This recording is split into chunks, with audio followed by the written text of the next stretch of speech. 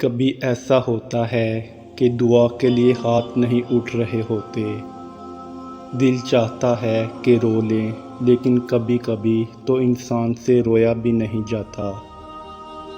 اس حالت میں دل کرتا ہے کہ بس کسی طرح ہی صحیح اس دل کو آرام آ جائے۔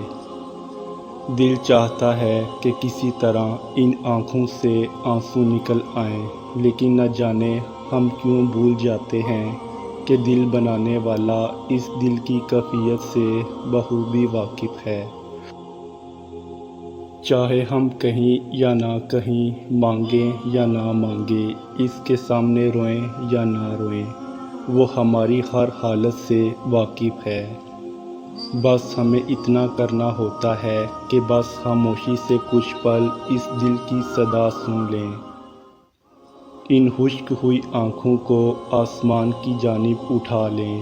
کیا تم نے سنا نہیں کہ اللہ قرآن میں فرماتا ہے، ہم آپ کے چہرے کو بار بار آسمان کی طرف اٹھتے ہوئے دیکھ رہے ہیں۔